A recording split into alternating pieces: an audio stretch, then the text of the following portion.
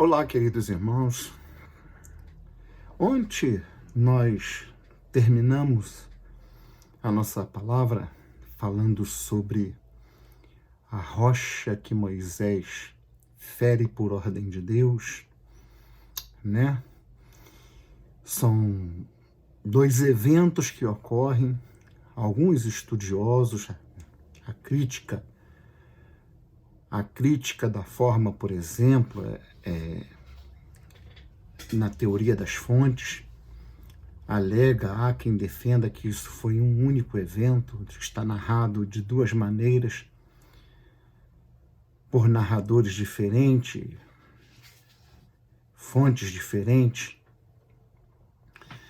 Eu entendo que se trata de dois eventos, até porque em um deles é relatado a morte de Miriam, né? E no outro não. Neste evento de Êxodo, quando Deus ordena a Moisés que ele vai ferir a rocha, a grande rocha, a rocha Tzur, né? E ele diz a Moisés: você vai ferir a rocha e a rocha te dará água. Nós vimos no final do vídeo que essa rocha, ela simbolizava o Messias, ela simbolizava a encarnação do próprio Deus. Quando isso fica atestado, quando Deus diz a Moisés: eu estarei ali sobre a rocha, diante de você, diante de Arão, diante dos anciãos e de Israel, eu estarei ali. E você vai ferir a rocha, e ela dará água. A Bíblia hebraica nos relata que, ao falar a Moisés, Deus usou um verbo, o verbo nikar, né? Ele fala primeiramente em ferir a rocha. Esse verbo é usado todas as duas vezes no mesmo versículo, no passado. Ele é usado no perfeito, né? Mas na segunda vez, o escriba coloca um vav conversivo.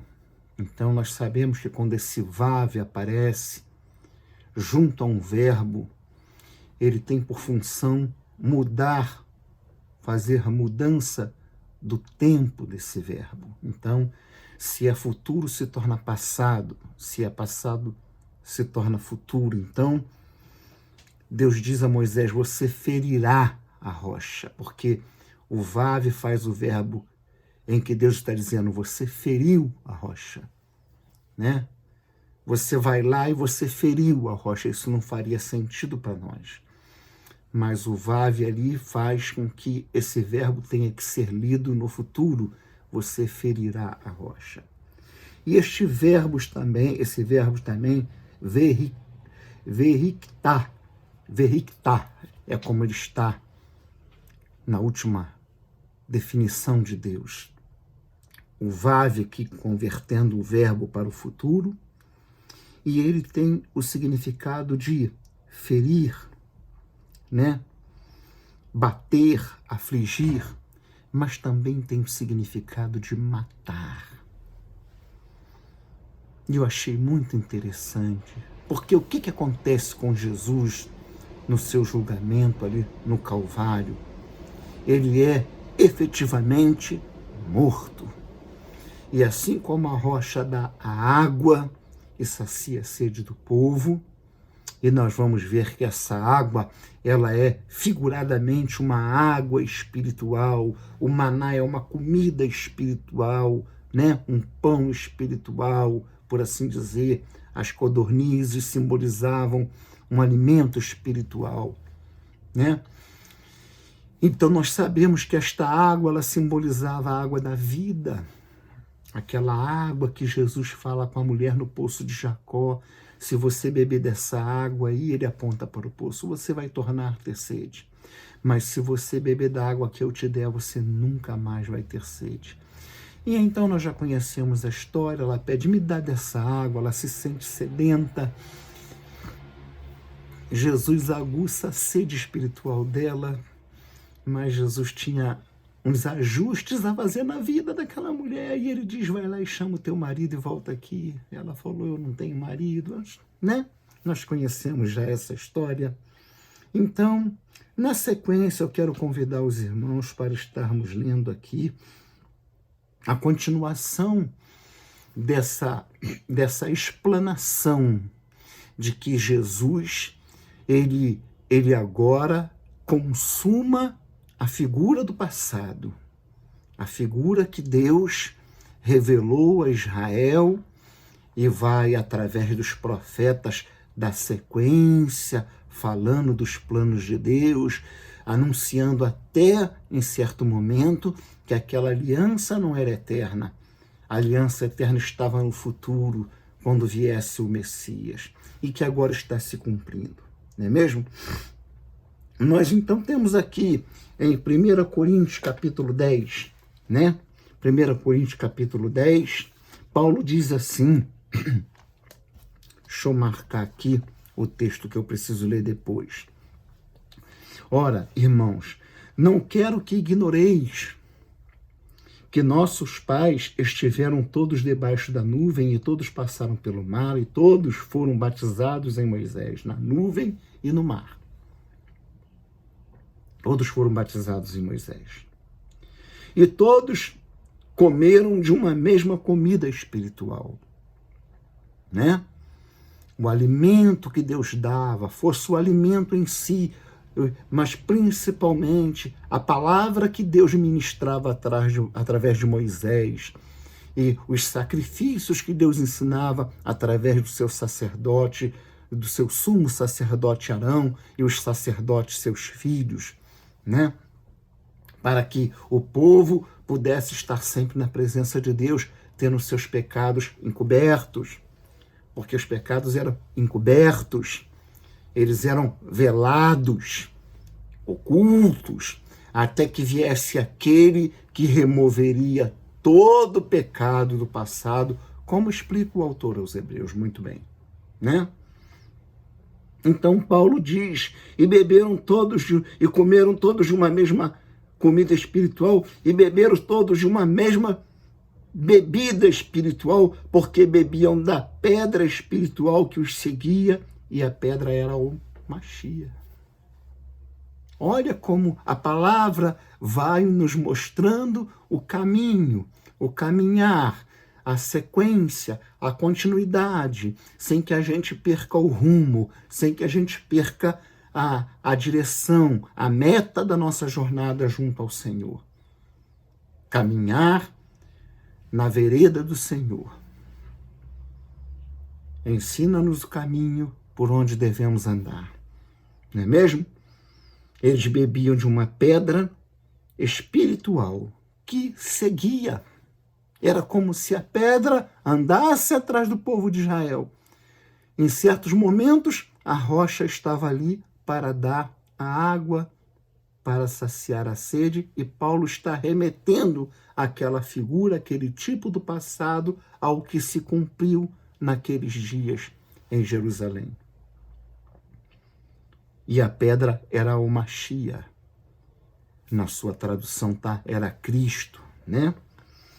E nós vimos que Deus não se agrada quando Moisés fere pela segunda vez a rocha. Quando Moisés mata pela segunda vez a rocha.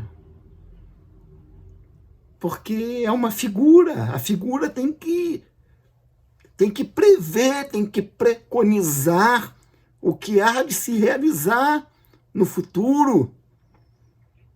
O tipo tem que representar com perfeição o antítipo. E na Epístola aos Hebreus,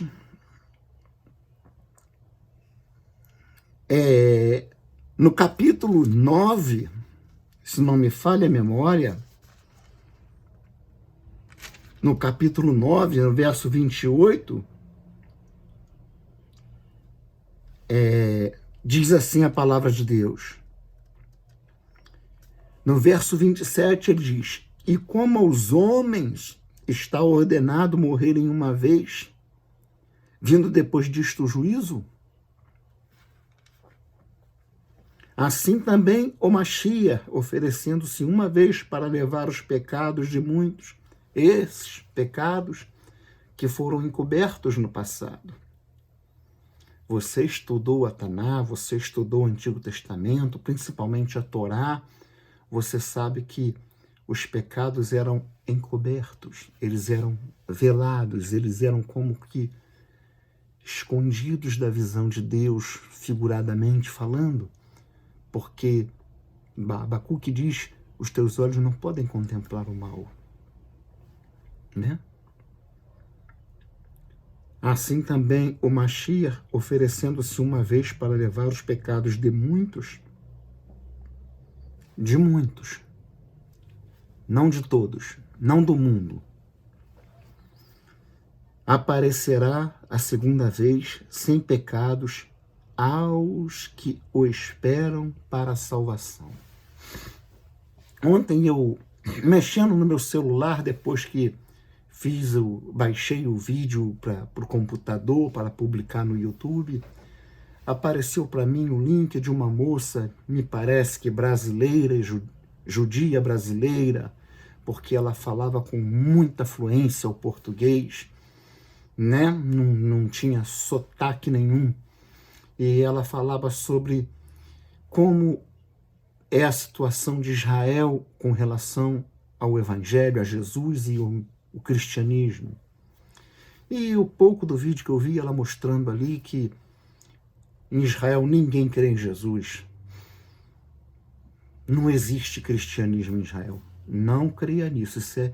Bom, eu não assisti o vídeo todo. Deixa eu fazer um parêntese aqui. Pode ser que na continuação ela vá mostrar o que eu vou dizer agora. Existem judeus crentes, messiânicos, que creram em Yeshua e esperam a volta de Yeshua para resgatar a sua igreja, que é composta de judeus e gentios, e para dar posse ao reino dos céus. Colocar os que vão herdar a Nova Jerusalém na Nova Jerusalém e depois construir a nova terra, que será feita novos céus e nova terra, e dar posse aos herdeiros de Deus. Não é mesmo? Não é assim? Então eu não assisti o vídeo todo. Aparece ela fazendo uma pesquisa com jovens em lanchonetes, na rua, caminhando. E eles dizem para mim, Jesus não significa nada. Um senhor dizia, não, ele foi um homem bom, um homem de Deus. Ele até compara Jesus com Moisés, como Moisés. Mas há algum tempo eu recebi uma mensagem no Face de um trabalho judaico-messiânico aqui no Brasil, instalado aqui no Brasil, que me falou coisas que me surpreenderam. O rabino dizia, os donos das principais jornais mais importantes do planeta, Estados Unidos, Inglaterra, Europa, são por essência anticristão, voltado para o anticristo. Eles distorcem todas as verdades a respeito de Israel e do messianismo patente em Israel, o messianismo latente que está ali. E ele dizia, naquele artigo, sacerdotes, escribas, anciãos e muitos judeus, a maioria vivendo na Velha Jerusalém, creem no Messias e aguardam a volta do Redentor.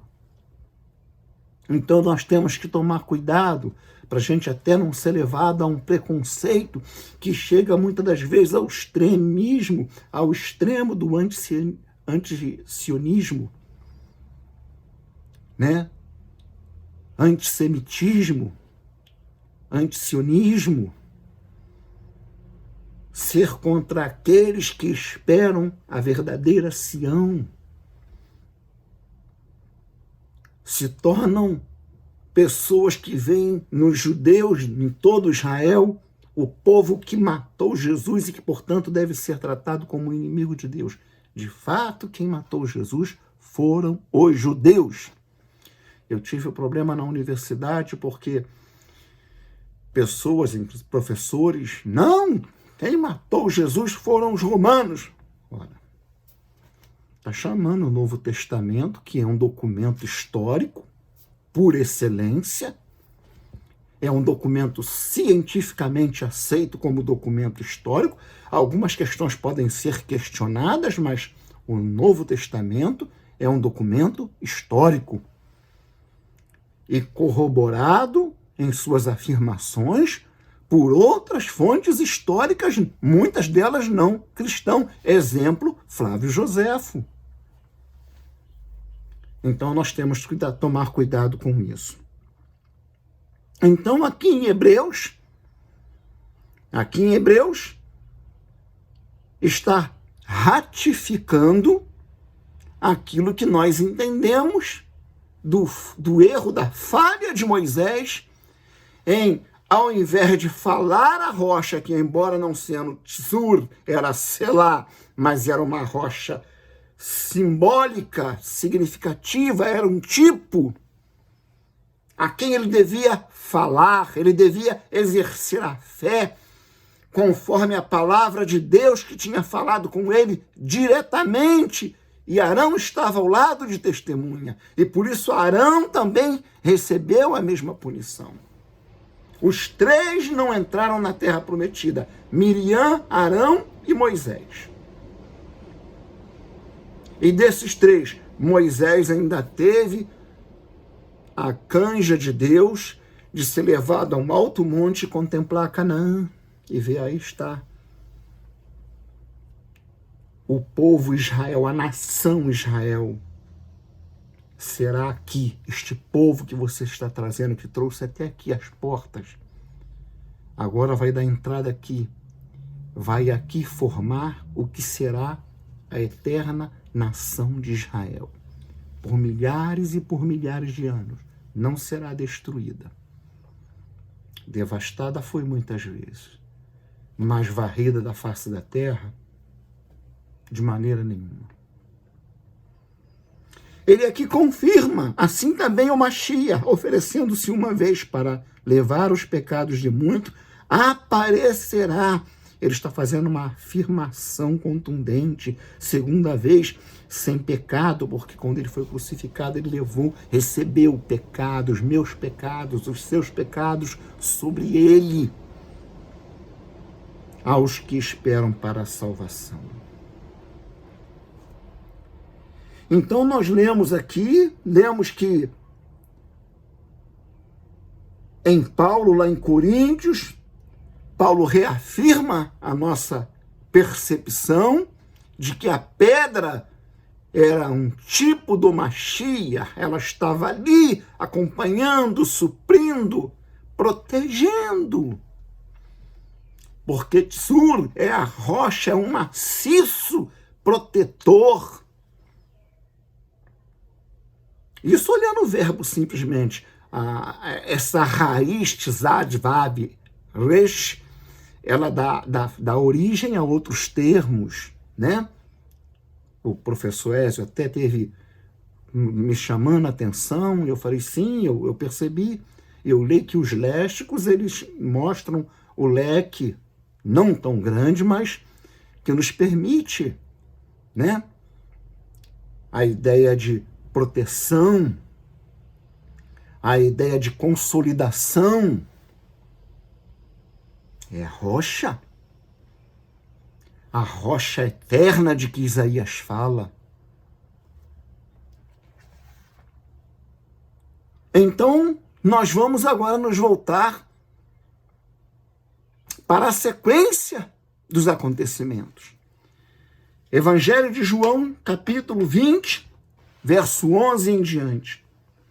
E diz o texto, e Maria estava chorando fora, junto ao sepulcro. Estando ela, pois, chorando, abaixou-se para o sepulcro e viu 2 anjos vestidos de branco, assentados, onde jazera o corpo de Jesus, um à cabeceira e outro aos pés. E disseram-lhe eles: mulher, por que choras? Ela lhes disse: porque levaram o meu Senhor, não sei onde o puseram. E tendo dito isto, voltou-se para trás e viu Jesus em pé, mas não sabia que era Jesus. Disse-lhe Jesus: mulher, por que choras? Você está procurando quem? Ela, achando que era o jardineiro, disse-lhe: Senhor, se tu levou o corpo dele, me mostra onde você pôs e eu pegarei. Disse-lhe Jesus: Maria. Esse Maria era conhecido de Jesus, dos ouvidos de Maria. A postação da voz, a tonalidade. Ele disse: Maria. E ela, voltando, disse-lhe: Raboni, que quer dizer meu mestre. Não sei se na sua Bíblia está aí mestre, está errada essa tradução aí. Esses greguistas de... Deixa para lá. Raboni é meu mestre, meu mestre.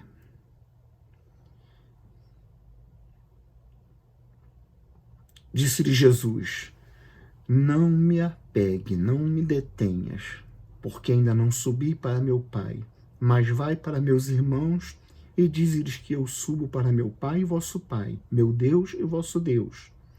Maria Madalena foi e anunciou aos discípulos que vira o Senhor e que ele lhes dissera isto. Chegando, pois, à tarde daquele domingo, fechadas as portas onde os discípulos, com medo dos judeus, se tinham ajuntado, chegou Jesus e pôs-se no meio deles e disse-lhes: Shalom Aleichem. Shalom Aleichem. A paz seja convosco. E dizendo isto, mostrou-lhe as mãos e o lado. As mãos, os cravos, as mãos pregadas, abertas, para que ele fosse asfixiado enquanto sangrava. Uma morte agonizante, dizem, uma das mortes mais terríveis. A guilhotina era uma dádiva, um presente diante desse tipo de morte. E mostrou que a cabeça, muito machucada também, ferida, coroa de espinhos, empurrada com força, com ódio. Os pés também. Não, ele mostrou o lado. Por que o lado? O que aconteceu lá na cruz?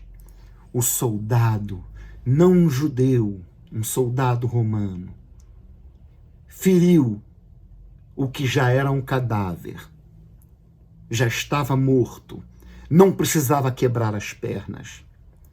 Enfiou a lança ao lado e saiu sangue e água. Isso é simbólico. João ele pegou todos esses detalhes, toda a sua narrativa, toda a narrativa do evangelho dele, feito por ele, é rica nos detalhes de mostrar os cumprimentos do que foi dito no passado, na antiga aliança, mostrando, inclusive, que a antiga aliança nada mais é do que o arcabouço da nova aliança.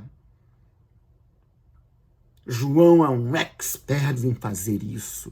Melhor do que Mateus, do que Lucas, do que Marcos.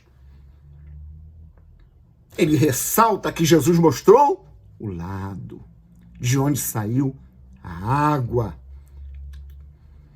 aonde a Tzur foi ferida, a rocha eterna, a rocha inabalável. E dizendo isto, mostrou-lhes as suas mãos e o lado, de sorte que os discípulos se alegraram vendo o Senhor. Disse-lhes, pois, Jesus outra vez: paz seja convosco, assim como o Pai me enviou, também eu vos envio a vós. E havendo dito isto, assoprou sobre eles e disse-lhes: recebei o Espírito Santo. Profetizou o que ia acontecer em poucos dias. dali a 40 dias, mais ou menos. Depois que ele cumprisse todas as tarefas pós-ressurreição que ele tinha que cumprir, muito pouco está relatado, mas muito haveria do que se dizer. Ele não passou 40 dias ali indo para o rio, nadando, conversando com Pedro, não. Ele foi conversar sim com Pedro, restaurou Pedro, porque Pedro, num certo sentido, não como Judas, mas também traiu Jesus, negou Jesus. O cara que puxou da espada, decepou a orelha de Malco e disse: eu vou à morte contigo, e se depender de mim, sai da frente, porque o bicho pega. E na hora H, ele negou, o galo cantou, ele se lembrou e o homem desmoronou. O apóstolo, o homem sobre quem falou coisas que Jesus disse, é sobre isso aí que você acabou de dizer, eu vou fundar a minha comunidade, a minha igreja. Estava desmantelado, estava desmoronado. Jesus vai lá na praia depois de ressurreto, se encontra com ele e começa a conversar com ele, e pouco a pouco o espírito de Pedro vai se revigorando. E tu me ama? Eu te amo. Não gosta de mim, né, Pedro? Não, eu te amo. Não, você gosta bem de mim, né? Não, Senhor, eu te amo. Pedro, tu me ama? Senhor, tu sabe que eu te amo. Aí Jesus diz para ele: vai, apacenta minhas ovelhas. Parece que isso não significa mais nada hoje em dia para ninguém. Vamos dar sequência aqui. Aqueles a quem perdoardes os pecados, lhes são perdoados. E aqueles a quem os retiverdes, lhes são retidos. A igreja pode, em certo aspecto, impedir a salvação. Ela tem, como Jesus disse a Pedro, as chaves do reino dos céus. As chaves do reino dos céus. Em Mateus 15, se não me falha a memória, ele conta umas parábolas aos discípulos, depois ele se volta para os discípulos e pergunta: vocês entenderam tudo que eu disse? E eles disseram: sim, Senhor, nós entendemos direitinho o que o Senhor falou. Pois bem, o chefe de família é como um velho escriba, que tira coisas antigas e coisas novas do seu tesouro. Isso está relacionado com as chaves do reino, e essa chave está dizendo que se vocês perdoarem os pecados, lhes são perdoados, e aqueles a quem você retiver, se lhes serão retidos. Não encerre ninguém debaixo de um pecado que dependa do teu perdão. Não faça isso. Não faça isso. Assim, nós temos aqui, agora, o passo final, mas não menos importante, em Atos capítulo 2, passou-se o tempo, o medo continuava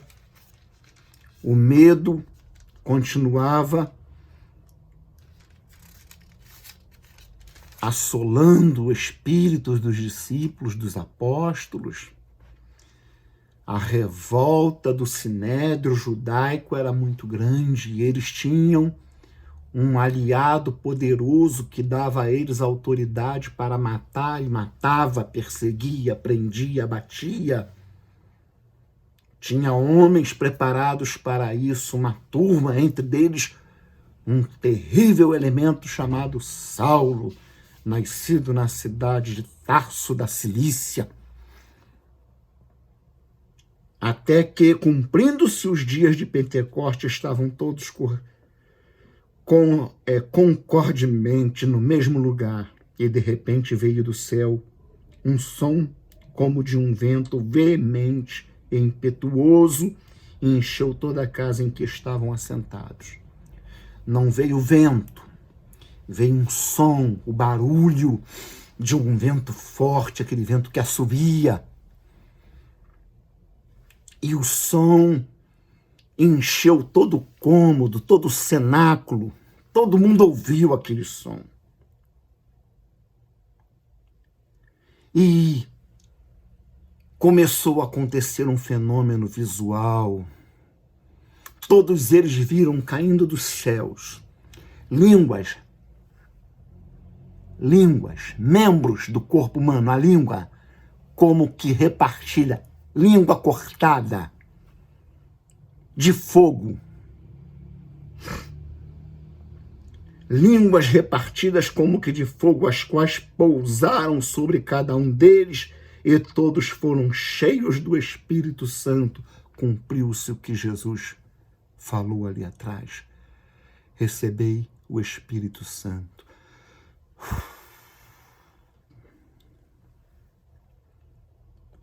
E começaram a falar em outras línguas, conforme o Espírito lhes concedia que falassem.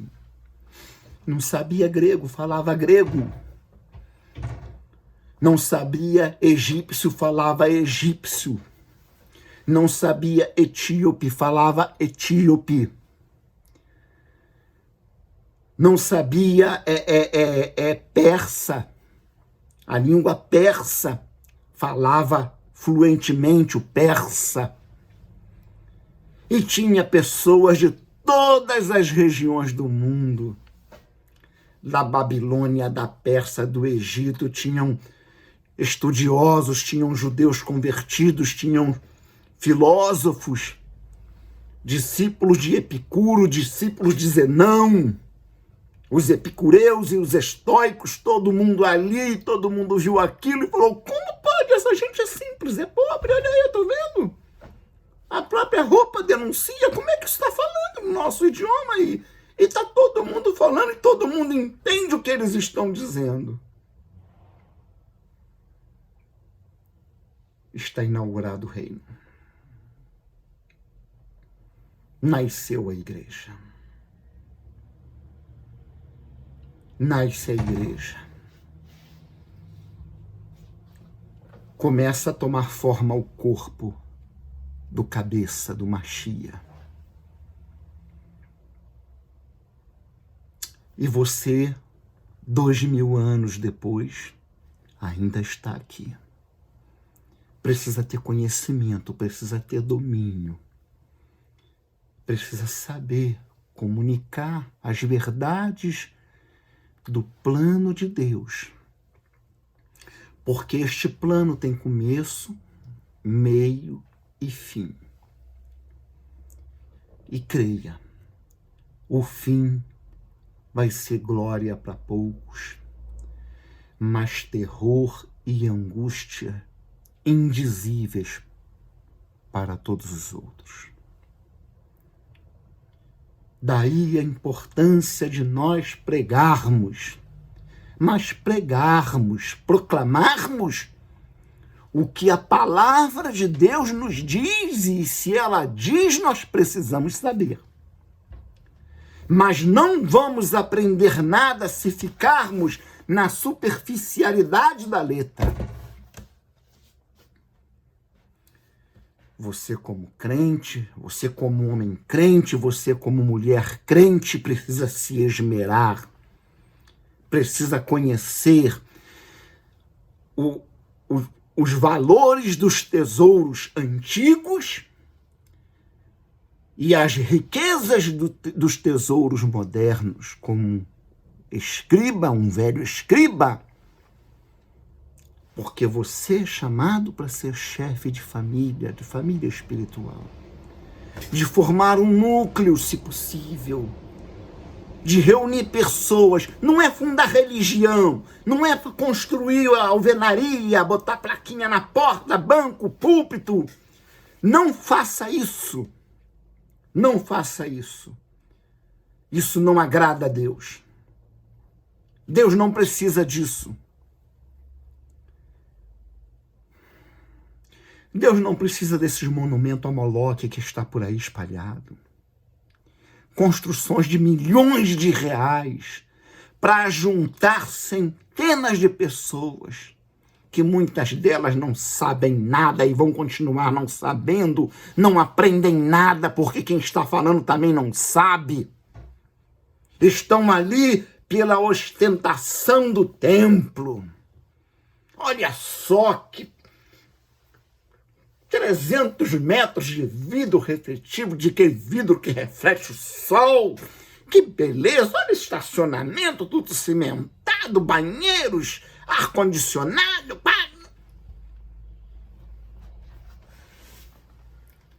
Mas a palavra, quando vão falar de alguma coisa sobre o que não entendem, por exemplo, vamos lá, em João 11, a ressurreição de Lázaro,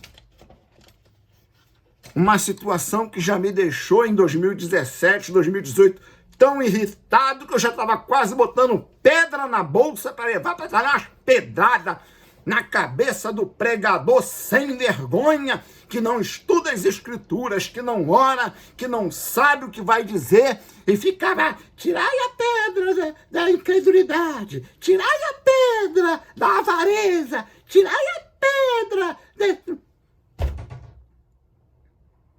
Não estudam, não conhecem. Não tem que passar. A minha missão, a missão do pregador, do ministrante, é levar algo que sirva de alimento. Se em algum momento eu descobrir que eu não estou cumprindo esta missão, eu paro tudo e volto para a mesa.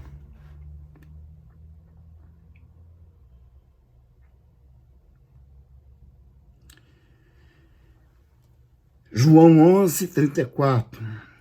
E disse Jesus a Maria: onde o puseste? O corpo de Lázaro. Onde o puseste? Disse-lhe: Senhor, vem ver. Jesus chorou. Disseram, pois, os judeus: vede como o amava. E alguns deles disseram: não podia ele, que abriu os olhos ao cego, fazer também com que este não morresse? Jesus, pois, movendo-se outra vez muito em si mesmo, veio ao sepulcro, e era uma caverna, e tinha uma pedra posta sobre ela. Outra vez a pedra aí, ó. Olha a pedra aí de novo. Aí o pessoal acha, o pessoal entende aí, os pregadores aí, os cobradores de dízimo, entende que havia um problema entre Jesus e o milagre que ele ia fazer. A pedra, a rocha, não sei se era uma roda, como dizem que era do sepulcro dele, viria a ser do sepulcro dele, porque era um sepulcro de um homem rico, José de Arimateia, mandou esculpir a pedra de forma que pudesse ser rolada por dois homens fortes. Então, foi uma coisa, talvez fosse outro tipo de pedra, alguma coisa que alguém tivesse que pegar, 2 ou 4 homens, tirar aquilo, uma pedra comum, não sabemos. Eles acham que isso aí era um obstáculo, que quando Jesus disse, tirai a pedra, Jesus está se referindo específica, exclusiva e unicamente àquela pedra que tapava o sepulcro de Lázaro. Ou seja, como é que puderam entrar no sepulcro de Jesus se tinha uma pedra? Jesus ressuscitou e ficou gritando: oh, ressuscitei! Alguém abre aqui! Foi assim? Não, né? Fica até patético fazer isso aqui. Quem tinha o poder de andar sobre as águas, quem tinha o poder de mandar o vento cessar, de dizer aos demônios, sai daqui, vai embora para outra região, entra nos porcos, não tinha o poder de remover uma pedra do lugar? Então de que pedra Jesus está falando?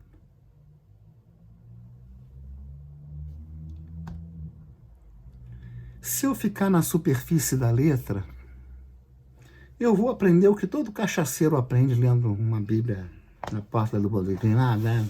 Aqui, e diz que tirar a pedra. Aqui a pedra. Manda ali a pedra, ele vai sair. Que a pedra. É assim que você está lendo a Bíblia?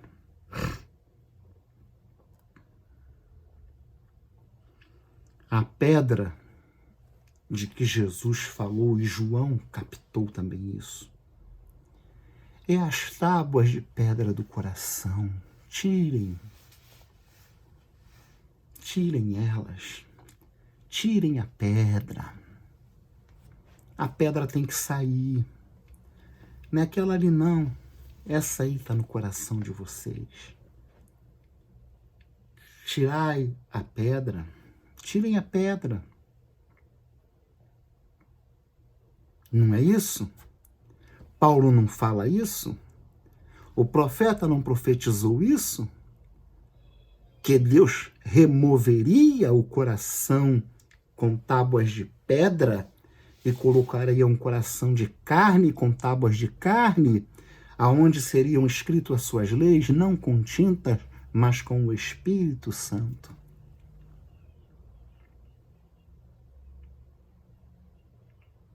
Tirai a pedra. Marta, irmã do defunto, disse de Jesus: Senhor, já cheira mal, já é mais de 4 dias. Jesus voltou para ela: eu tenho falado com você, se você crer, tu verá a glória de Deus. E tiraram lá a tampa do sepulcro, mas a pedra principal continuou. Muitos deles, né? Então ele deu graças.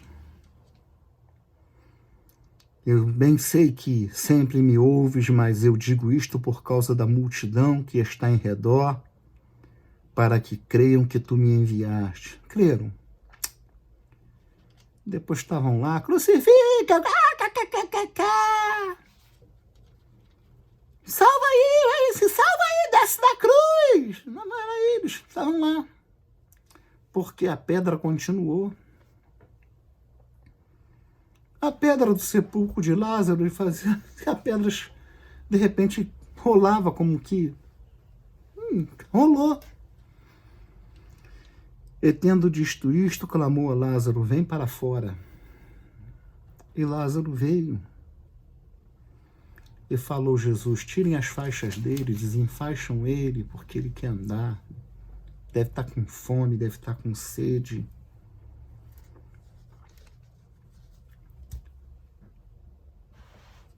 Em Romanos.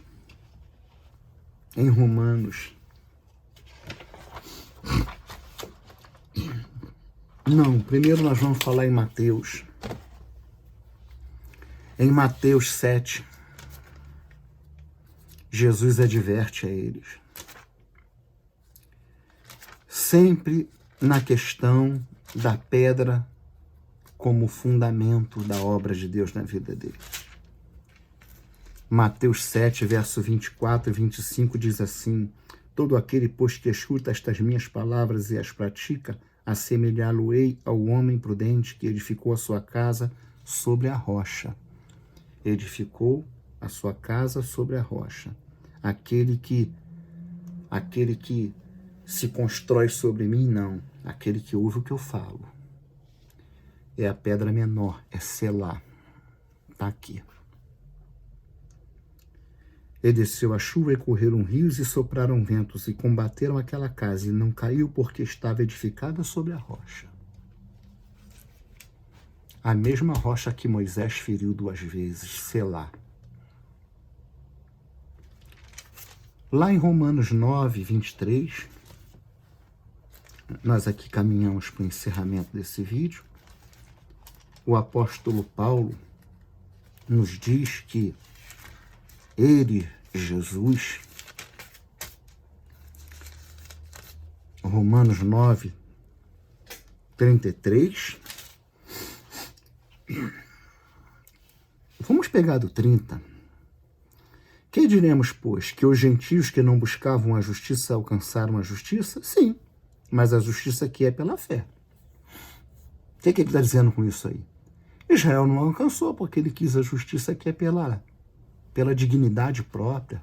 Eu cumpro a lei, eu tenho justiça que é minha, não preciso de ninguém. Deus deu a palavra, eu cumpro, então eu não dependo nem de Deus. Era a posição do judeu. O gentio não, o gentio sabia que não tinha ninguém, estava totalmente desamparado. Quando falava da fé com ele, eu quero. Ora que por mim, me ensina, me fala, enche-me desse conhecimento. Mas Israel, que buscava a lei da justiça, não chegou à lei da justiça. Por quê? Pergunta ele. Porque não foi pela fé, como os gentios, mas como pelas obras da lei, pois tropeçaram na pedra de tropeço. Pedra aqui no hebraico, no Novo Testamento hebraico, tzur.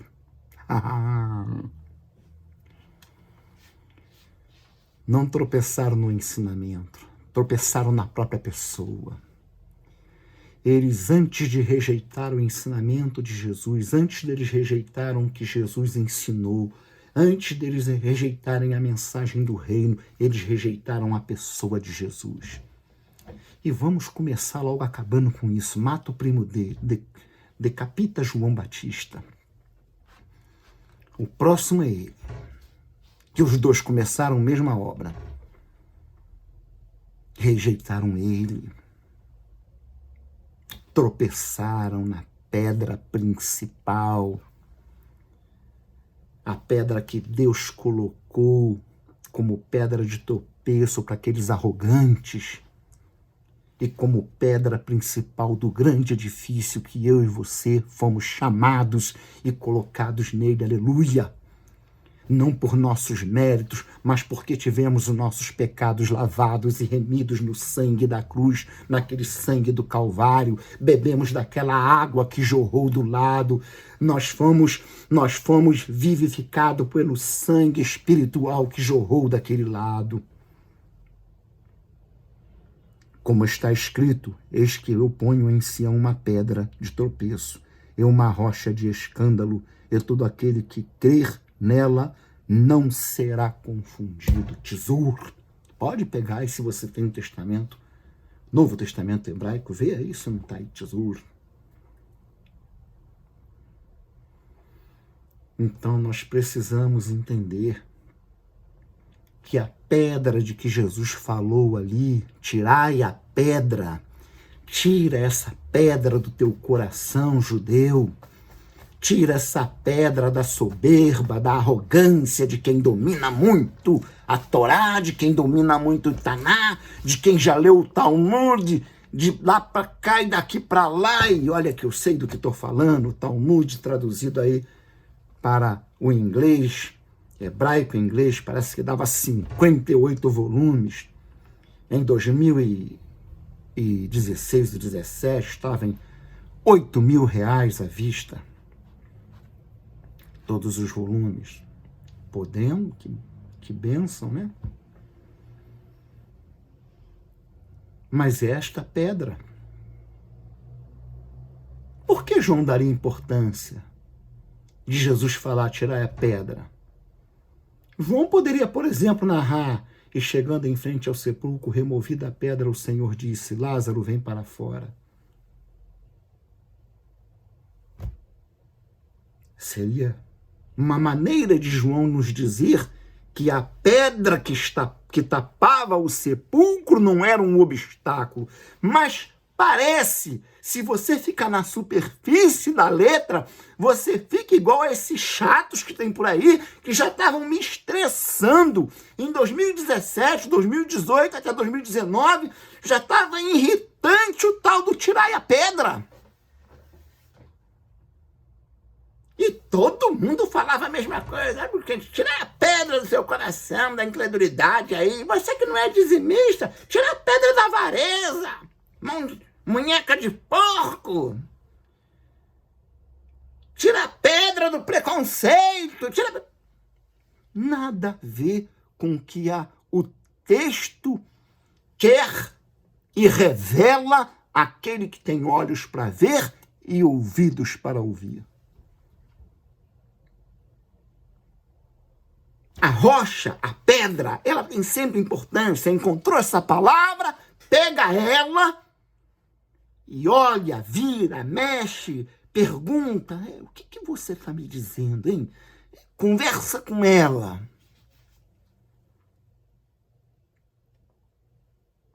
Tirai as tábuas de pedra dos vossos corações. Tire a pedra. Tire a pedra. Era Jesus dizendo para cada um deles aí, tire a pedra. Tire a pedra. Porque o vinho não será mais transformado nas 6 talhas de pedra.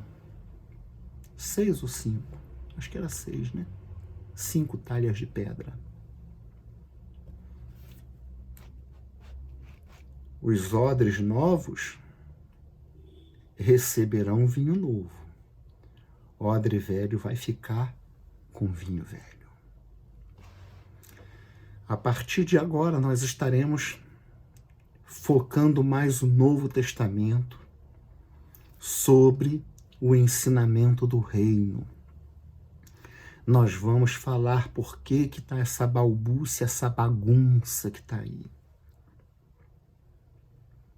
O pessoal abre um terreno, chama de igreja. Fizeram aqui ontem, não sei se deu para ouvir aqui os barulhos. Eu gravei com a porta fechada aqui para tentar abafar.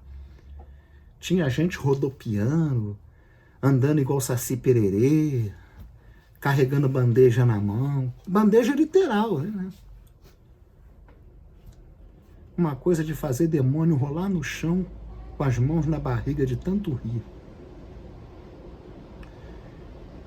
Nós vamos estar falando sobre a realidade da palavra de Deus, do reino que não é dinheiro, não é alvenaria, não é anel de 25 mil reais, não é jatinho de 74 milhões de dólares,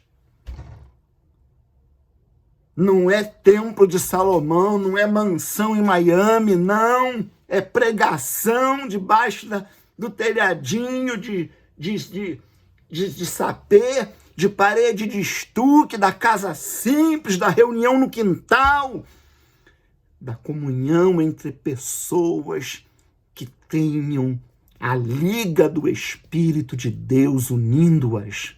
E ali na comunhão a gente vai se aperfeiçoando, os erros de um vão sendo tratados pelo outro e vice-versa, e se edificando, independente de credos, independente de nomes, independente de religiões, porque Jesus não fez religiões, Jesus estabeleceu um reino, Jesus está construindo um reino.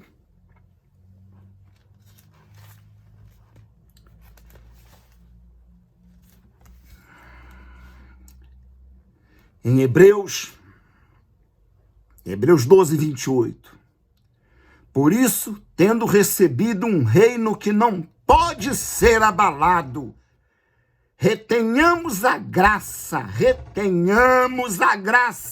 pela qual sirvamos a Deus agradavelmente, porque o nosso Deus é um fogo consumidor. Por isso, tendo recebido um reino que não pode ser abalado, está tudo tremendo por aí, porque foi construído sobre a areia, é construções de mentira, de engano,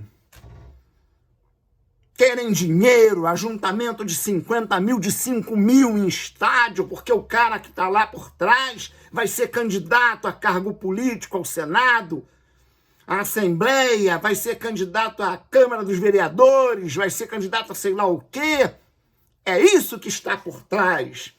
E não o interesse no reino dos céus. E não a orelha furada na tramela da porta, mostrando que você é escravo de um senhor que não quer te dar ouro e prata, que a ferrugem corrompe. Os ladrões minam e roubam, mas que você ajunte tesouro nos céus. Você recebeu um reino que não pode ser abalado. Se está sendo abalado, pula fora. Pula fora. Porque a rocha sobre a qual você foi colocada, ela é a rocha inabalável, é eterna, e sobre ela está o Deus Todo-Poderoso diante da tua face, tal como ele falou a Moisés. Por isso, nada de pedra, coração vivo, coração de carne, coração sensível à voz do Espírito de Deus. Que o Senhor Jesus continue te abençoando. Um bom final de terça-feira, uma semana abençoada e um eterno shalom para você.